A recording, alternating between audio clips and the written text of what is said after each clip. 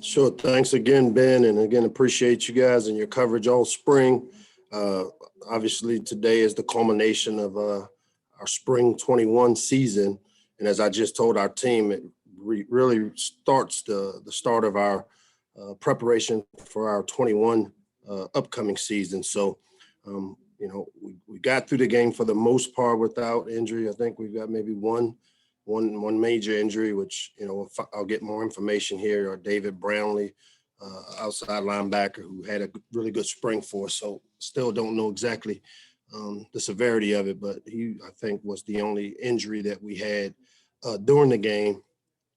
Competitive game on both sides, obviously disappointed. And, one of the things that has been an Achilles heel for us is the penalties, and they showed up again today. I mean, we had the ball down inside the 5-yard line, I think, with one team, and penalties backed them all the way back to the 40-yard line. And as I've always said, man, good teams don't beat themselves. So we got to continue to work on taking care of the things that we can control. But I like to see that the game was competitive to the end, a close game with both sides. Would have liked to see us put the ball in the end zone a little more, but it was good to see the kicking game on both sides kind of come through. The penalties on the return game, the punt returners, both those guys, Day and Rakim, are guys that have the ability to be special for us as return men, but we've got to secure the ball, and both those were costly. So obviously it's things that we have a chance to look at and work on. Was happy with the way the spring went this season for us, and we're excited to kind of get away for a week or two, finish up the semester strong, and then get back here in preparation for our 21 season. And with that, I'll open it up.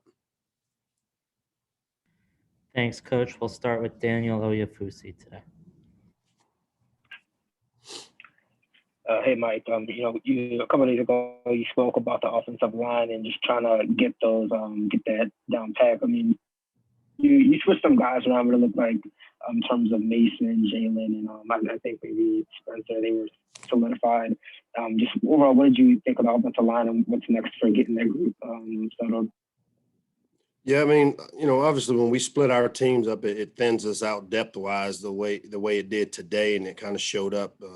We split the line in half for the most part to create a competitive game. And, I thought the guys like Jalen and Spencer Duncan really did a good job in there for us for the most part on that side of the ball. And then on the other side, it was good to see guys like Evan Gregory show up, and, Ja'Kai Green, who's been battling a lower leg injury, Austin Fontaine and that group on the red team. A lot of pressure there was on the quarterbacks today. I thought our defensive line did a good job of putting pressure on the quarterbacks, but, not being able to run the ball, the way effectively or efficiently. When you look at the stats, that's kind of how it looks. But, I kind of dictated to both offenses that we didn't really want a bunch of bodies in there. We tried to get the ball out in space in another effort to keep guys healthy and not get into it where we were, smashing it inside a lot. So that reflected in some of the stats from running the ball. We'll go to Andy Koska next. Hey, Mike, what Tayon Fleet-Davis brings out of the backfield catching the ball, is that a useful thing for a running back to have, the ability to kind of, be an option for Tali out of the backfield? Yeah, in our system, tight ends and running backs as receivers are critical because they usually have favorable matchups when, you put a guy like Fleet-Davis who has receiving skills. I always say he's a triple threat. He's able to run the ball, catch the ball, and then block and protect for the quarterback, which all three are really important. But I think his ability in the passing game opens up our offense, gives us the ability to create matchups.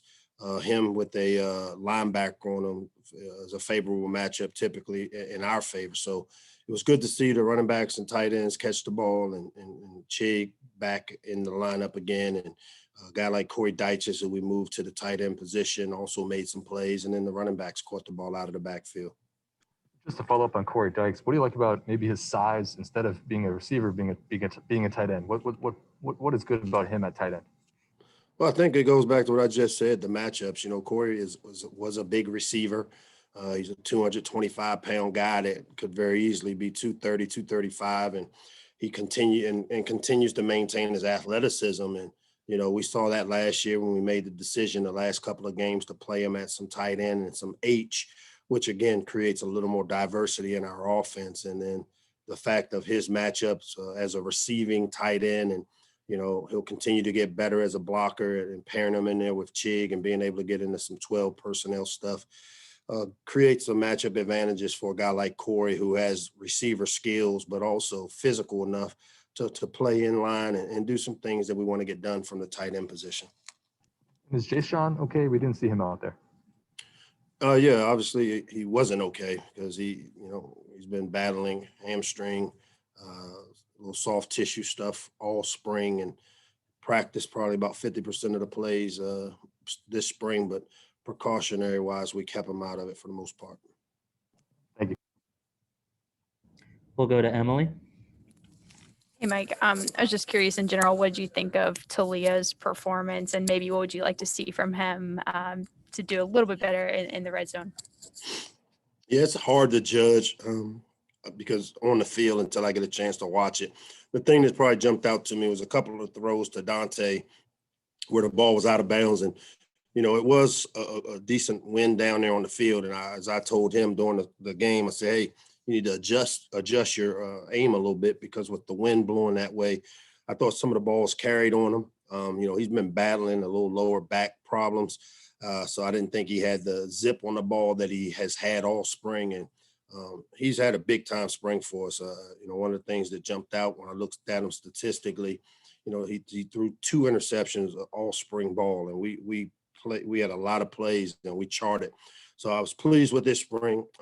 In the spring game, obviously, with the penalties became a major factor. He didn't get helped by some of his receivers with some drops in critical situations. But I thought he played well for the most part. And did David Faust in the spring as the number 2 receiver, or was Eric dealing with anything? The number 2 quarterback? Sorry. Right now, obviously Eric Nigerian has been battling a shoulder that I think we're going to probably end up getting fixed here since spring is over, which is why he didn't throw the ball.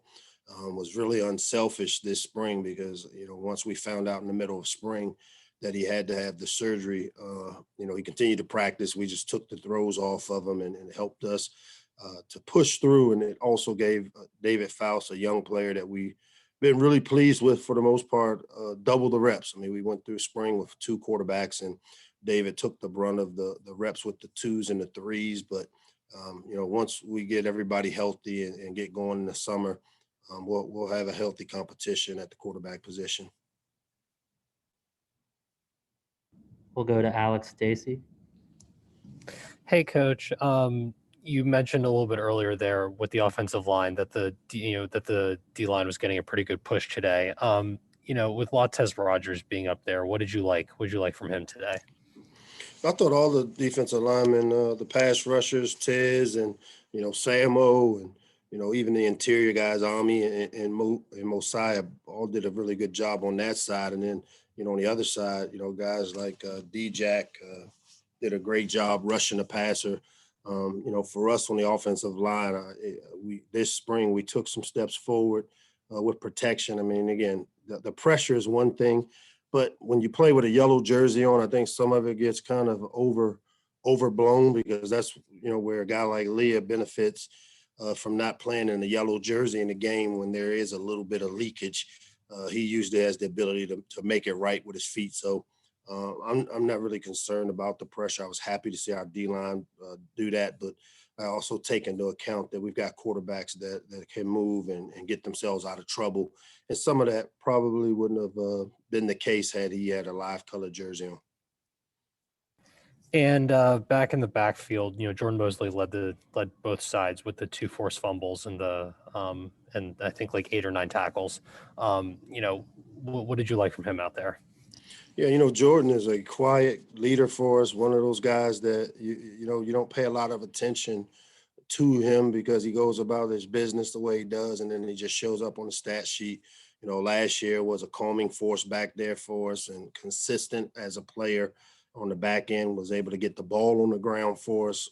And then today it showed again, he was able to force the ball out of there a couple of times on some big hits. And again, it's great to see him take that next step. And as he continues to progress, as a leader, a guy that we look to as for leadership, not just on our defense, but on our team. So it was good to see that and good to see him win the MVP award of the spring game.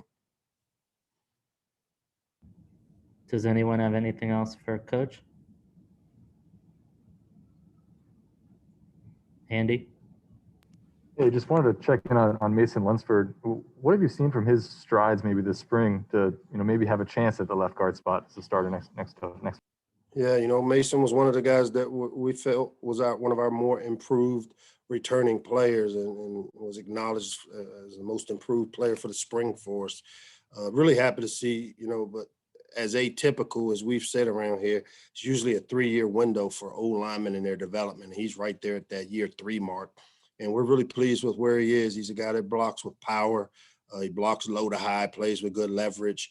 I saw him take another step this spring, man, and really happy for Mason and excited to see him continue to progress. And, he's put himself in position to, earn playing time at the left guard or right guard position for us with the way he's the type of spring he's had. And we're excited to see how things progress for him this summer. All right, we'll take 2 more. One from Wes Brown. Wes? Hey, Coach. Obviously, neither side was able to get into the end zone other than the one touchdown there. But so it was a lot more of a kicking game, I guess, from both the punting and the kicking unit. I guess today, what did you kind of see from both sides there? In the punting and kicking game, or you saying? Yeah. Yeah. I mean, obviously, I thought we saw a couple of punts. I saw us change the field position with punts. Obviously disappointed in us not fielding some of them. Some of them I thought because we were fair catching them.